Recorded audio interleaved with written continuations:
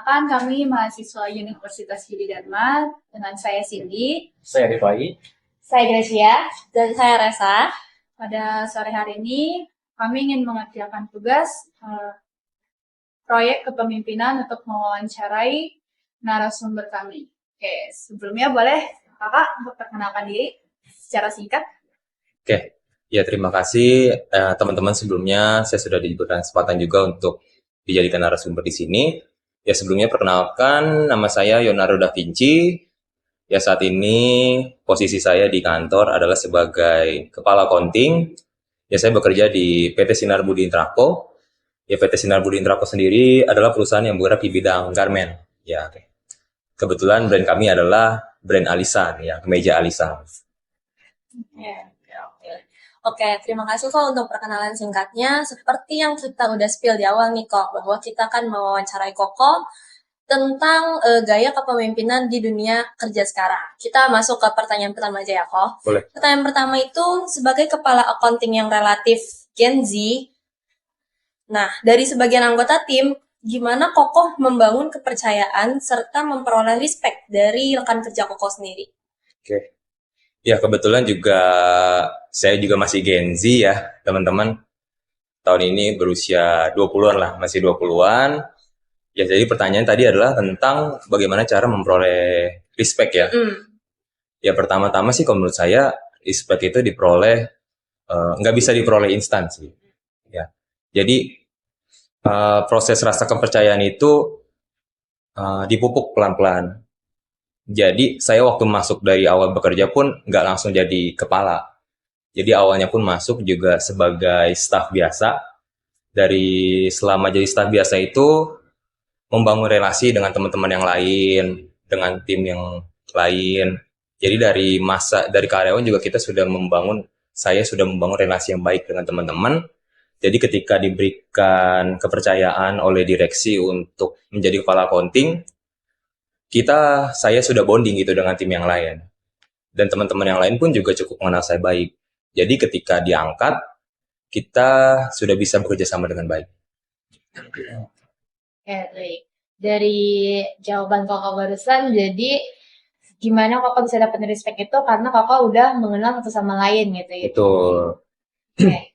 Next Kok, menurut Koko sendiri nih sebagai kepala accounting saat ini, kepemimpinan yang efektivitas di dalam dunia kerja itu seperti apa? Lalu cara Koko nih, gaya kepemimpinan yang Koko jalani, yang Koko praktekkan di dalam tim Koko itu bagaimana?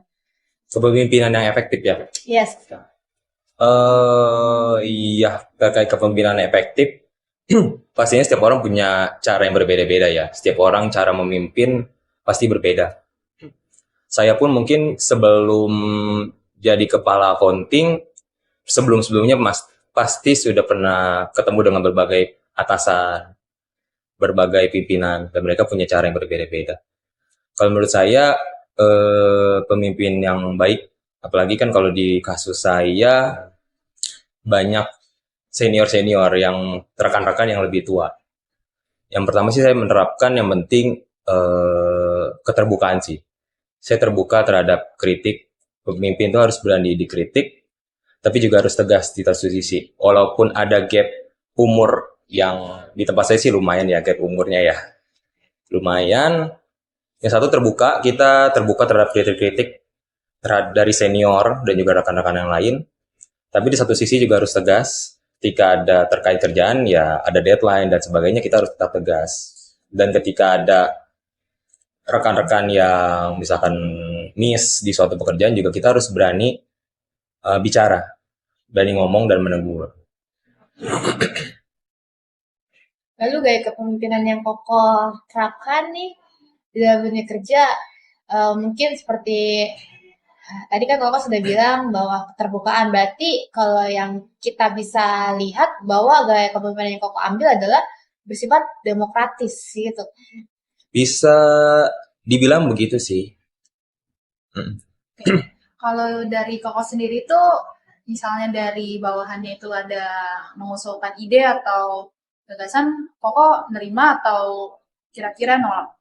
Kalau gagasan atau ide, selalu saya terima, saya selalu terbuka terhadap ide atau gagasan.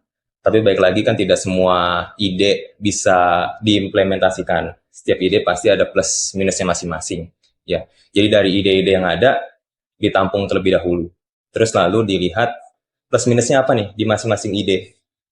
Dan juga dilihat juga apa yang bisa kira-kira cocok nggak diimplementasikan dalam tim atau terkait pekerjaan. Kita perlu lihat aspek-aspek itu. Terus juga kan kita ada tim juga ada nilainya tersendiri, ada value tersendiri dalam tim seperti kalau dalam accounting kita ada aspek-aspek yang perlu dipertimbangkan seperti uh, akurasi dalam data. Itu juga perlu salah satu yang perlu dipertimbangkan. Biasanya kita perlu sesuaikan dengan aspek-aspek itu tadi. Selanjutnya kok ada nilai atau prinsip kepemimpinan yang paling Koko pegang teguh dalam memimpin tim Koko sendiri? Kalau kalau menurut saya prinsip ya. Ya. Kalau menurut saya yang paling penting dalam kepemimpinan itu adalah integritas sih. Menurut saya integritas. Dimana kalau pemimpin itu harus bisa menjadi contoh yang baik bagi rekan-rekan yang lain. Pertama integritas. Jadi dengan pemimpin yang baik, dia memiliki integritas, pasti karyawan juga pasti akan melihat. Rekan-rekan yang lain juga pasti akan melihat dan menilai. Betul, mencontoh. Terus yang kedua, yaitu harus bertanggung jawab juga. Pemimpin yang baik harus bertanggung jawab. Kalau di sini kan saya sebagai kepala accounting, saya juga punya pertanggungjawaban lagi di atasnya, yaitu pada direksi. Gitu. Biasanya kok selama memimpin tuh ada kayak kesalahan kah atau salah mengambil keputusan gitu? Dan kalau ada kesalahan, gimana cara Koko bertanggung jawabinnya? Kesalahan ya, kesalahan sih pasti setiap orang pernah salah ya. Bagaimana kita menyikapi permasalahan, apalagi sebagai pemimpin, terkadang kan keputusan ketika dalam situasi darurat harus diambil cepat. Ya, kita pasti tidak ada semua orang yang mengharapkan keputusannya salah. Pasti mengharapkan semuanya sesuai dengan ekspektasi. Tapi kan fakta nyata lapangannya tidak semua sesuai ekspektasi. Ya, solusi bagaimana menanganinya yang pertama jangan ngedown dulu sih. Jangan ngedown, jangan putus asa, jangan menyalahkan diri sendiri. Yang penting ketika kita udah buat keputusan A, tapi ternyata nggak sesuai harapan nih, kita bisa coba fokus mencari solusi.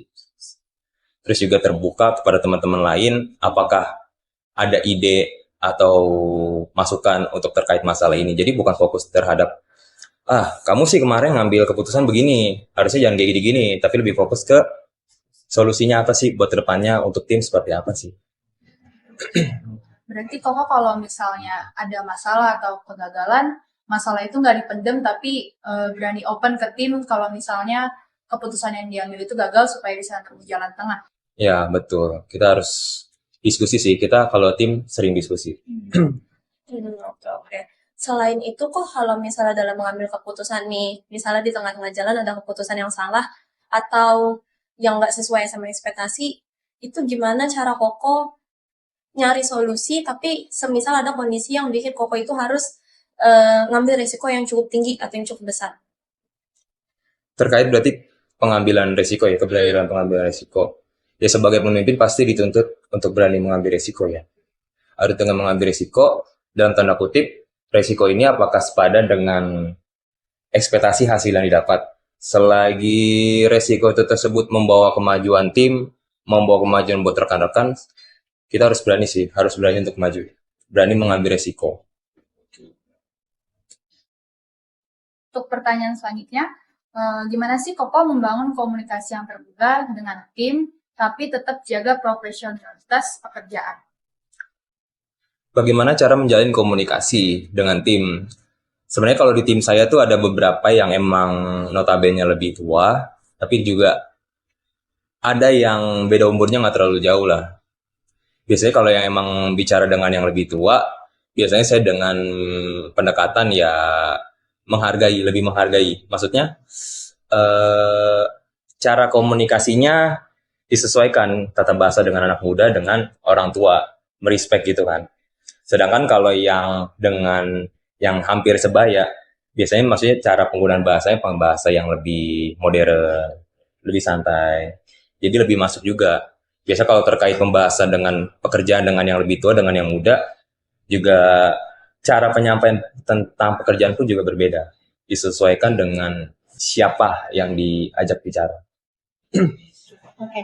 Jadi dari semua tantangan yang ada gitu ya, menurut Koko yang paling kayaknya ini tuh membutuhkan waktu yang cukup lama untuk Koko tuh berpikir cara menyelesaikannya, apakah itu tentang gaya komunikasi dengan yang lebih tua atau mungkin dalam kepemimpinannya Koko tuh kurang keterbukaannya dari berbagai macam karakter yang ada.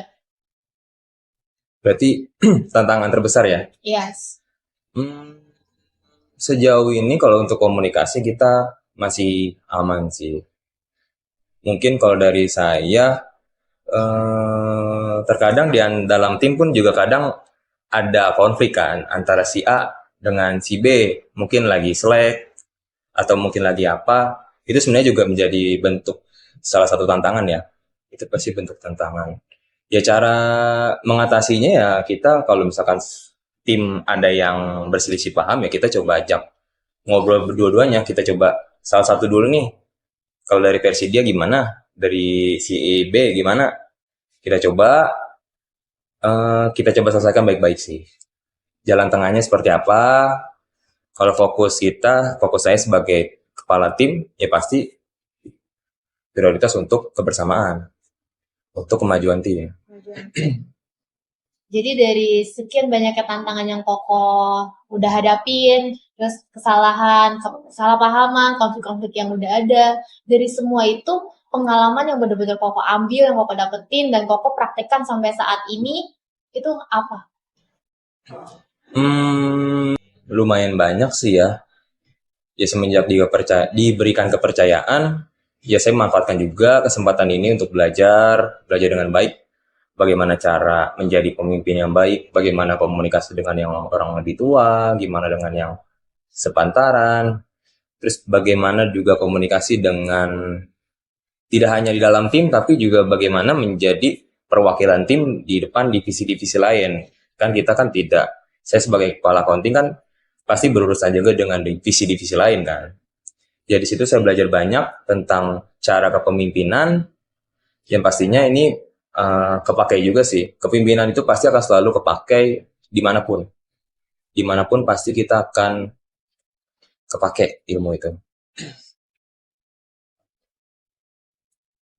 Tapi menurut Koko sendiri, faktor umur tuh mempengaruhi banget nggak tentang kepemimpinan itu sih? Kepemimpinan terkait umur? Iya. Pasti. Antara ngaruh dan nggak ngaruh sih ya. Tergantung orang itu. Kalau misalkan dari kecil dia sudah biasa mengambil keputusan, belajar berorganisasi seperti OSIS atau BEM, kalian kan sebagai kuliah mungkin ada BEM, itu pasti kalau yang dari kecil sudah terbiasa organisasi itu pasti akan memiliki keunggulan tersendiri dibandingkan walaupun yang udah tua tapi tidak berorganisasi atau tidak terbiasa berorganisasi, biasa akan kelihatan perbedaannya. Jadi ya umur bisa ngaruh, bisa tidak, tergantung pengalamannya. Jadi umur tuh nggak memastikan bahwa dia tuh oke jadi Ya, seorang pemimpin atau tidak yang penting menjamin tidak menjamin, yang penting pengalamannya ya Pak. pengalaman. Ya. Terus dalam Koko nih sebagai pemimpin sekarang, kepala accounting, ada nggak sih kok tantangan terbesar yang apa sih kayak permasalahan yang pernah Koko hadapi sebegitu besar sebagai kepala pemimpin? Permasalahan ya. Ya biasanya kalau menjelang mau lapor ya accounting ya, mungkin sini ada yang accounting juga. Ya, ya biasanya kan deadline numpuk ya, terus pasti kejar-kejaran juga nih sama waktu pelaporan SPT. Ya pasti itu tensi antara rekan-rekan juga mungkin agak naik nih, maksudnya agak karena banyak deadline, mungkin lembur, ya bisa menyebabkan suasana jadi agak tegang. Dalam tim bisa menjadi agak tegang. Jadi situlah peran pemimpin bagaimana menyatukan semua itu, menenangkan situasi, tapi tetap mengedepankan kinerja, tetap pekerjaan beres. Ya disitulah tugas pemimpin. Mungkin ini pertanyaan terakhir kali ya teman-teman ya. Boleh. Pertanyaan terakhir nih kok. Pesan lah boleh untuk anak-anak muda nih sebagai Muda. kita juga Gen Z lah ya, kita sesama Gen Z ini. Gimana caranya biar kita jadi pemimpin yang berkualitas, pemimpin yang memiliki gaya kepemimpinan yang oke, yang efektif, yang seperti tadi Koko ceritakan. Itu tuh menurut kami ya kita sangat mes banget ya dengan Koko yang dibilang usianya tuh masih muda dibanding dengan rekan-rekan sekantornya. Pesan buat anak muda, ya saya juga masih muda sebenarnya ya.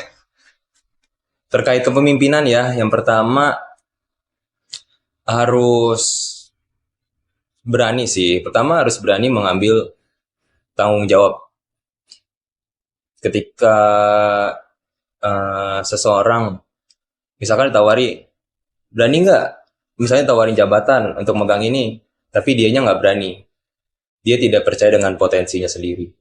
Yaitu kalau dia nggak berani ngambil ya nggak berani ngambil, bagaimana dia tahu kalau dia berhasil atau gagal? Yang pertama harus berani. Terus yang kedua ya boleh juga ikut organisasi-organisasi. Rasa kepemimpinan itu kan sebenarnya tidak diperoleh instan. Itu bertahap ya, dengan belajar organisasi, entah di kuliah atau mungkin di sekolah. Itu yang akan membentuk karakter kita. Itu yang akan membentuk karakter kita. Dari pengalaman itu bisa membuat diri kita matang. Ya, saya juga mungkin sedikit cerita. Sebelum megang di sini pun juga saya sebelumnya juga banyak ikut berorganisasi ya, entah waktu dulu zaman sekolah ya atau mungkin di tempat ibadah. Saya juga lumayan ikut banyak organisasi. Terus ketika ditawarin posisi ini, dipercaya oleh direksi untuk pegang posisi ini, dengan bekal yang saya sudah miliki, saya merasa siap. Oh, saya sebelumnya sudah pernah menjalani ini. Terus sekarang diberikan kesempatan oleh direksi, dengan bekal yang saya miliki pun, dengan yang sudah ada, saya bisa merasa siap. Jadi berani maju, berani mengambil tanggung jawab ini. Mungkin intinya sih satu, kemampuan untuk mau belajar sih. Kita sebagai anak muda harus berani mau belajar dan berani mengambil resiko. Oke. Gitu teman-teman, jadi pesan yang bisa kita ambil dari Ko Leonardo ini untuk anak-anak muda seusia kita atau di atasnya atau di bawahnya mungkin. Yang pertama itu kita harus berani ya, kita harus berani dengan segala hal, segala resiko kita coba dulu.